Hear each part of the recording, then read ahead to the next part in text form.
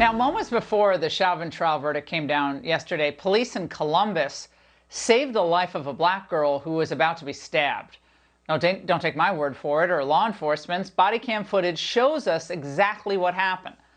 But instead of giving you the truth, the media, they're just echoing the vicious lies of radical leftists and racial demagogues. And they're using this tragic incident again to further smear police officers as unrepentant, vile racists. Among them is former Obama flunky Valerie Jarrett, who framed the Columbus incident like this, saying a black teenage girl named Ma'Khia Bryant was killed because a police officer immediately decided to shoot her multiple times in order to break up a knife fight. Demand accountability, fight for justice. Now, let's get something straight. It's not a knife fight when only one person is armed and doing the attacking. That's called a stabbing. And watching the body cam footage released yesterday, I mean, it looks like Ma'Khia Bryant was about to stab another girl who happened to be black. So does Jarrett and all the other people who chimed in today and last night, do they really think that cops should have just stood by and let that poor girl possibly get stabbed to death, do nothing? Is that what the social justice system would look like if the left really got in charge? According to radical activist Bree Newsom, that's exactly right. She tweeted this saying, teenagers have been having fights, including fights involving knives, for eons. We do not need police to address these situations by showing up to the scene and using a weapon against one of the teenagers. Y'all need help. I mean that sincerely. That is just deranged, but not to the media. Ma'Khia Bryant, a 16-year-old girl in Columbus, Ohio, called the police for help. An officer was on the scene, and in 22 seconds, he shot her dead.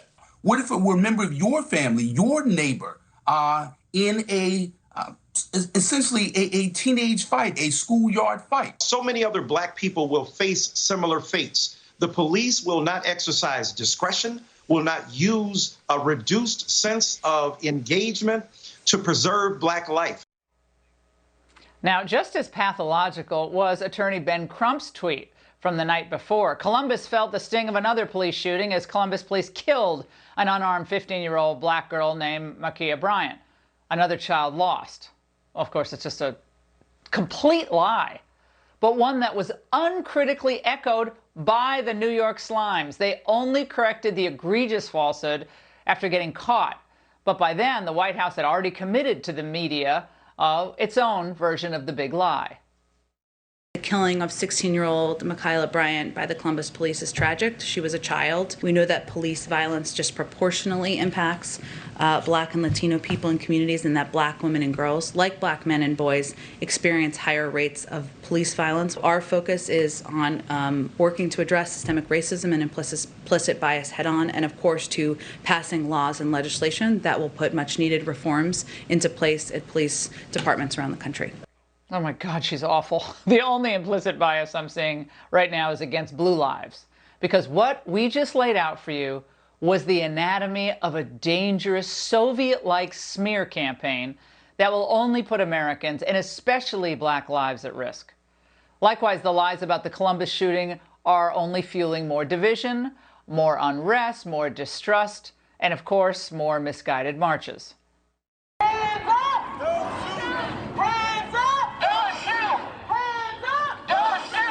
Of course, that was another lie. That was just another lie. They're repeating more lies. So those stoking these flames, they should just be ashamed. They should be called out, remembered for all time. Joining me now, Brandon Tatum, former police officer.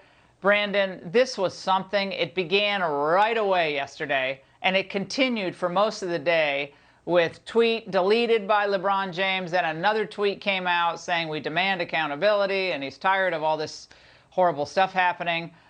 Your thoughts? Well, Laura, thank you for having me on, and thank you for showing a highlight tape of the dumbest people on planet Earth. All of these people should be ashamed of themselves coming out lying on this police officer and also lying on that girl. That girl had a knife in her hand and she was getting ready to stab another young Black girl in the face. She wasn't just swinging a knife, she was going to stab the girl in the face, and she was fatally shot. Officers have every right to use deadly force against another person to protect the life of another individual. These people want there to be hatred and evilness in our country. They want police officers to be demonized. They want police officers in the public to have conflict so they can continue to get better ratings. They can continue to get reelected, to keep promising the public something they can never deliver on. They seem almost disappointed, do they not, Brandon, when the facts don't exactly match up with an easier narrative to perhaps vilify the police, whether it's the skin color of one of the people involved or whether it was a weapon involved. They actually seem disappointed, and so they just stick with the lie. Right. They either have a meltdown or they completely lie about it because it makes them look like hypocrites. This is a perfect example of a gentleman like Chauvin who obviously got convicted, and then you see an officer actually saving somebody's life in the same city before the verdict was rendered. So it dismantles their whole project of lying to the public about police involvement with the public. I really am sick and tired of listening to these people get on TV with no accountability. They are flat out lying and stoking violence in our communities. And I hate to say this, but these black leaders are equally as ignorant as the people that you showed at the beginning of the show, because they are pushing an agenda that hurts them. This is not hurting white people. This is making other black people become more violent, feel like that their lives are in danger by police, which is a myth, and they're going to end up getting hurt and ended up dying and not having patrols in their communities, which makes their communities more violent. This is not hurting white people. This is hurting black people, and it's perpetuated by a lot of black leaders. Well, it's not hurting black celebrities either, is it?